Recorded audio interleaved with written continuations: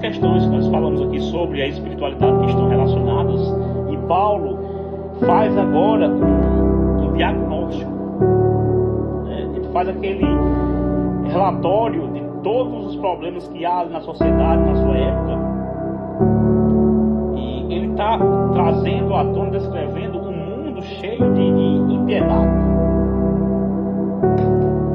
mas não somente impiedade, principalmente de más pessoas religiosas. Quando eu falo aqui de más pessoas religiosas, eu não estou falando da sua religião, eu não estou falando da minha religião. Paulo não está falando de religião, ele está dizendo assim, que existem pessoas que... Você lembra de Nicodemos? Quando me veio um exemplo prático agora. Nicodemos era religioso, a Bíblia diz que ele era doutor da lei, fariseu, mas Jesus chega para ele com sua sabedoria e diz: olha, Nicodemos, você precisa nascer de novo.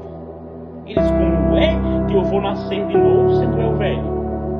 E Jesus diz: não estou falando desse tipo de nascimento, eu estou falando de outro tipo de nascimento que você precisa ter. Ou seja, ele estava se vivendo a sua religiosidade, levando ela ao pé da letra, seguindo a lei ao pé da letra. Mas quando Jesus falou de coisas espirituais, ele não estava entendendo. Muitas vezes eu e você, a gente pode estar todos os dias dentro do templo, mas o povo, que foi que o Senhor disse? Meu povo se perde por falta de conhecimento. E a falta de conhecimento tem levado muitos às profundezas.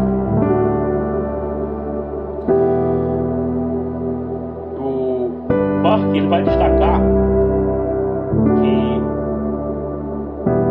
há aqueles que trazem uma aparência de temente a Deus, mas que de fato não são. Ou seja, pessoas que demonstram, se comportam visualmente para outros como alguém que teme a Deus, mas que de fato isso não ocorre. E eu digo para você, a religião foi o que matou Jesus. Paulo disse que antes de conhecer Jesus, o apóstolo Paulo diz que ele tirava até a vida de pessoas achando que estava agradando a Deus. Por quê? Porque ele não tinha conhecimento. Mas quando ele está no caminho de Damasco, e então se lhe é revelado, Jesus se revela para ele ali naquele clarão, naquela luz, e ele passa de fato a conhecer quem é Jesus, e ele lembra e diz: olha, havia épocas que eu fazia isso achando que estava fazendo para Deus. Muitas vezes nós acabamos ou agimos de forma errônea, enganada, achando que nós estamos fazendo certo, e muitas vezes não. Por quê? Porque nós não nos alimentamos da palavra, e é pela palavra que nós conhecemos a verdade. Conhecereis a verdade, e a verdade vos libertará, como diz João 8,32.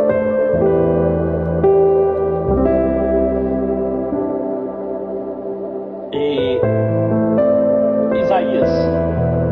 Amós capítulo 2, versículo 8, o que diz?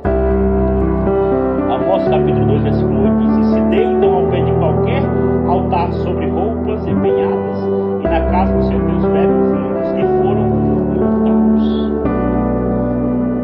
Amós, ele está apontando ali no século 7, mais ou menos, 7, 8 antes de Cristo.